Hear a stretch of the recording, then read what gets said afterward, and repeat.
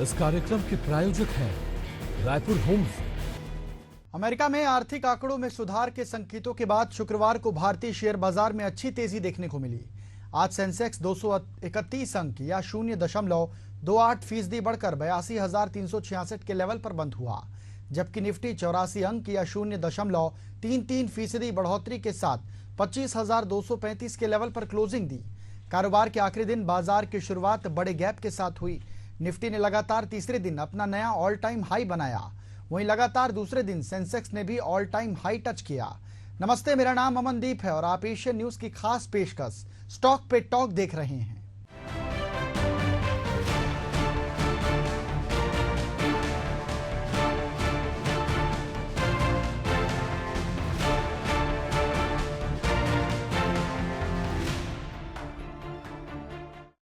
Share market में बढ़त का दौर जारी है और निवेशक इन्वेस्टमेंट के लिए ऐसे स्टॉक की तलाश कर रहे हैं जिनमें उचित वैल्यूएशन हो।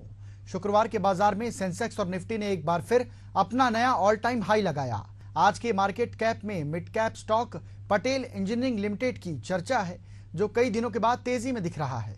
RVNL के साथ MOU साइन करने के बाद पटेल इंजीनियरिंग के स्टॉक में 6% से अधिक की तेजी देखी जा रही है। ये स्टॉक दोपहर 12:15 पर 6.06% की तेजी के साथ 56 रुपए के लेवल पर ट्रेड कर रहा था।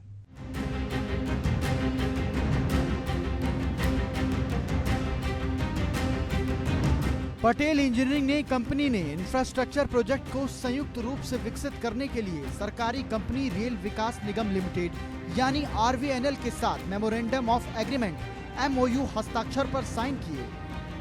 स्टार इन्वेस्टर विजय केडिया के पास इस कंपनी में 4.9% की हिस्सेदारी है। उनके पोर्टफोलियो में इस कंपनी के 1.2 करोड़ शेयर हैं, जिनकी होल्डिंग वैल्यू 68.2 करोड़ रुपए है। एग्रीमेंट में पटेल इंजीनियरिंग और RVNL के बीच सहयोग की रूपरेखा तैयार की गई है, ताकि हाइड्रो और अन्य इंफ्रास्ट्रक्चर प्रोजेक्ट को आगे बढ़ाने एक दूसरे की ताकत और क्षमताओं का लाभ उठाया जा सके। इस मेमोरेंडम ऑफ एग्रीमेंट के तहत दोनों पार्टी विभिन्न क्षमताओं में एक साथ काम करने के अवसरों की तलाश करेंगी।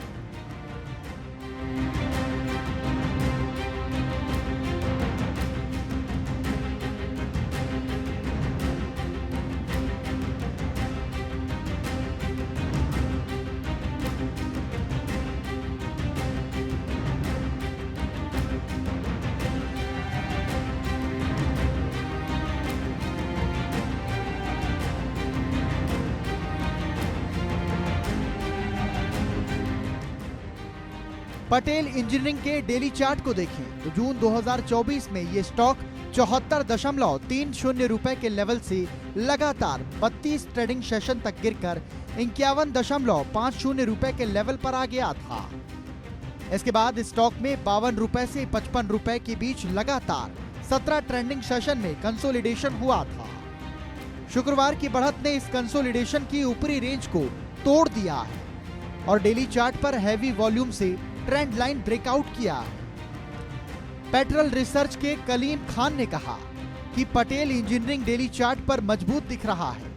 ये स्टॉक अपने महत्वपूर्ण सपोर्ट लेवल से उठा है और इसने अपने इमीडिएट बॉटम लेवल पर अच्छा खासा समय बिताया है, इसलिए इसका ब्रेकआउट स्ट्रॉन्ग होगा। कलीम खान ने कहा कि स्टॉक में 65 रुपए तक के शॉर्ट टर्म टारगेट मिल सकते हैं। उन्होंने कहा कि इस ब्रेकआउट के बाद स्टॉक को 52 रुपए के स्टॉप लॉस के साथ खरीदा जाएगा।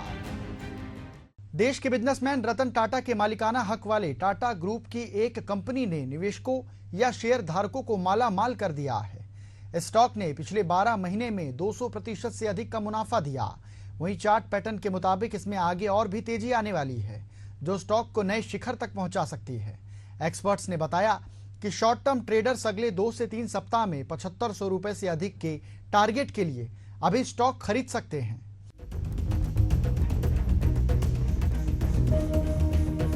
हम बात कर रहे हैं speciality retail category stock trend limited की। 28 अगस्त 2023 को ट्रेंड लिमिटेड के शेयर 2005 रुपए के भाव पर व्यापार कर रहे थे, जो 28 अगस्त 2024 को 260% से अधिक की तेजी के साथ 7,242 रुपए के लेवल पर पहुंच गए। टाटा ग्रुप का स्पेशलिटी रिटेल कंपनी के शेयर पिछले एक महीने में 30% से अधिक बढ़कर 28 अगस्त 2024 को 7,324 रुपए के नए रिकॉर्ड हाई लेवल पर पहुंच गए। वीकली चार्ट पैटर्न पर शेयर पिछले 5 हफ्तों से उतार चढ़ाव बना रहा है, जो बुल्स के लिए एक पॉजिटिव संकेत है।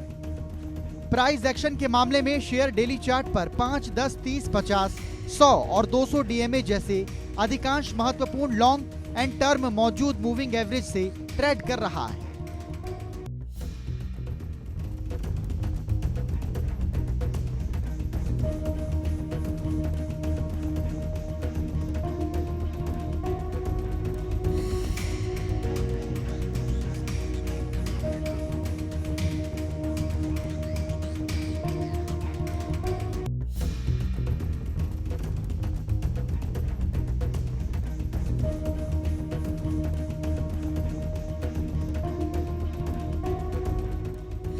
Daily relative strength index RSI 78.9 पर रखा गया है।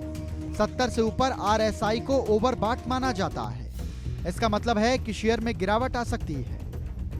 दैनिक MACD अपने केंद्र और सिग्नल लाइन से ऊपर है। ये एक तेजी का संकेत है। जून तिमाही के शेयरधारिता पैटर्न के संदर्भ में म्यूचुअल फंड ने अपनी हिस्सेदारी कम की है, जबकि FII ने अपनी उसी अवधि में हिस्सेदारी बढ़ाई है। ट्रेंड लाइन डेटा से पता चलता है कि FII ने ट्रेंड स्टॉक में अपनी हिस्सेदारी मार्च तिमाही में 26.81% से बढ़ाकर जून तिमाही 2024 में 27.87% कर दी। बता दें, कारोबार के आखिरी दिन शुक्रवार को ट्रेंड लिमिटेड के शेयर 7,210 रुपए के लेवल पर ओपन हुए, जबकि कुछ घंटे के बाद 7,274 रुपए के लेवल पर पहुंचकर इंट्राडे हाई टच किया। दोपहर 12:28 पर यह स्टॉक 0.89% की बढ़त के साथ 7,234 रुपए के लेवल पर व्यापार कर रहा था। रियल एस्टेट का जाना माना शेयर प्रेस्टीज एस्टेट प्रोजेक्ट के शेयरों में शुक्रवार को 4% का इजाफा देखा गया।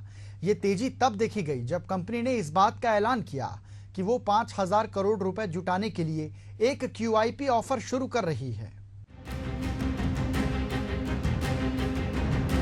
गुरुवार को मार्केट बंद होने के बाद कंपनी ने इस बात की जानकारी शेयर मार्केट को दी। कंपनी ने कहा कि उसकी फंड रेजिंग कमेटी ने 29 अगस्त को हुई बोर्ड मीटिंग में इश्यू को खोलने के लिए एक रिजोल्यूशन पास किया, जिसके बाद 29 अगस्त से ही QIP ऑफर ओपन हो गया, जिसके लिए फ्लोर प्राइस 1755 रुपए प्रति शेयर इक्विटी रखा गया। बता दें, कंपनी ने जुलाई महीने में शेयर धारकों से 5,000 करोड़ रुपए से ज्यादा की राशि के लिए इक्विटी शेयर या दूसरे पात्र सिक्योरिटीज जारी करने के पात्र निवेशकों को QIP समेत पब्लिक या प्राइवेट ऑफरिंग के माध्यम से रकम जुटाने की मंजूरी ली थी।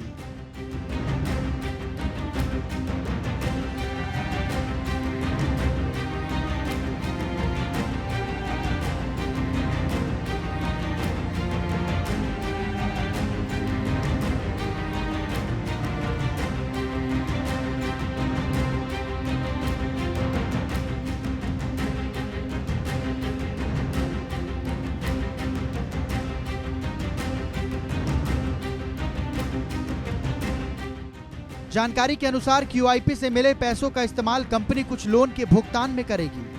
साथ ही जमीन का अधिग्रहण या फिर जमीन डेवलप करने के अधिकार हासिल करने के लिए इन पैसों का इस्तेमाल किया जाएगा। यह रियल एस्टेट कंपनी बेंगलुरु में मौजूद है, जिसकी दक्षिण भारत में महत्वपूर्ण मौजूदगी है। साथ ही कंपनी देश के जाने माने डेवलपर्स में से एक है। साथ ही कंपनी ने मुंबई, दिल्ली NCR मार्केट में भी एंट्री कर ली है। कंपनी को हाल ही में ज्यादा खर्चों की वजह से जून 2024 की तिमाही में अपने कंसोलिडेट नेट प्रॉफिट में 13% की गिरावट दर्ज हुई, जो कि 232 करोड़ रुपए हो गई। वहीं एक साल पहले समान तिमाही में इसका नेट प्रॉफिट 266 करोड़ रुपए था। टेलीकॉम कंपनी भारती एयरटेल की सहयोगी कंपनी भारती हेक्साकॉम के शेयरों में आज जबरदस्त उछाल देखने को मिला। इसमें आज 6% की छलांग लगाई। इसके भाव 1245 रुपए पर पहुंच गए। शेयरों में तेजी ग्लोबल ब्रोकरेज फर्म सिटी की ओर से कवरेज शुरू करने के बाद आई। सिटी ने इस स्टॉक पर 1405 रुपए का टारगेट प्राइस सेट किया है। सिटी ने अपने नोट में कहा, कंपनी एक आकर्षक मिड कैप टेल्को है जिसका ग्रोथ आउटलुक मजबूत है। ये एक शुद्ध क्षेत्रीय टेलीकॉम ऑपरेटर है जिसका बीएस अच्छा है। ब्रोकरेज फर्म ने कहा कि भारत के टेलीकॉम सेक्टर के प्रति सकारात्मक है और कंपनी में भविष्य में टैरिफ बढ़ोतरी को लेकर संभावना देखता है, जो एक प्रतिस्पर्धी तीव्रता से कमी के संकेत को दिखाता है। इसके अलावा सीटी के नोट में यह भी कहा गया कि अप्रैल 2024 के लिस्टिंग के बाद स्टॉक ने बेहतर प्रदर्शन किया। ये एक हेक्साकॉम के लिए मजबूत डेवलपमेंट अप्रोच है।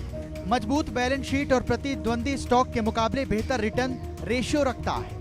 वहीं एक अन्य ग्लोबल ब्रोकरेज फर्म मैक्वेरी ने भी भारतीय हेक्साकॉम पर आउटफॉर्म रेटिंग और 1480 रुपए के टारगेट प्राइस के साथ कवरेज शुरू की है। मैक्वेरी ने कहा कि भारतीय हेक्साकॉम के बढ़ोतरी और रिटर्न मीट्रिक एयरटेल के इंडिया मोबाइल परिचालन के समान ही रहने की उम्मीद है।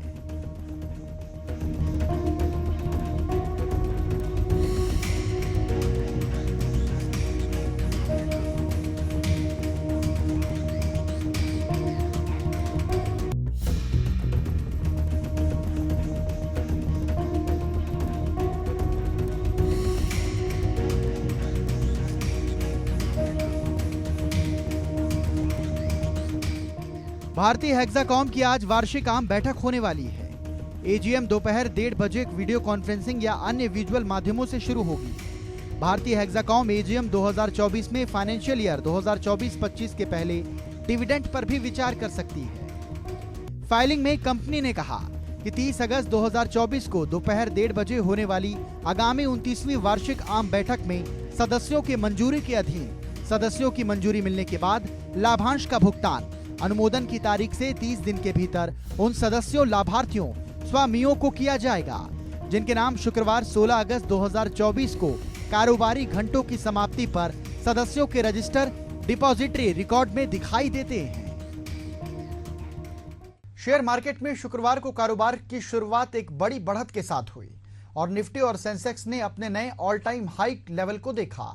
निफ्टी में कारोबार की शुरुआत 97 अंकों की बढ़ोतरी के साथ 25,250 के लेवल पर हुई, जबकि सेंसेक्स 502 अंकों की बढ़त लेकर 82,637 के लेवल पर खुला।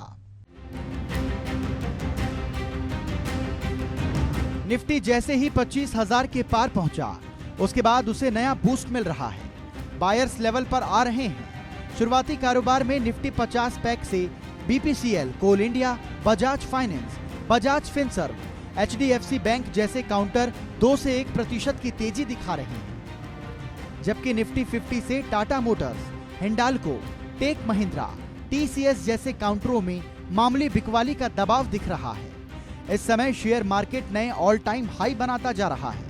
एक्सपर्ट्स का मानना है कि रैली के बाद मार्केट ऊपरी लेवल पर पॉज ले सकता है, वहां कुछ समय बिताकर प्राइस एक्शन बना सकता है और इसके बाद बाजार ने डायरेक्शन के लिए रिएक्ट कर सकता है। एक्सपर्ट इस बाजार में स्टॉक स्पेसिफिक रहने की सलाह दे रहे हैं।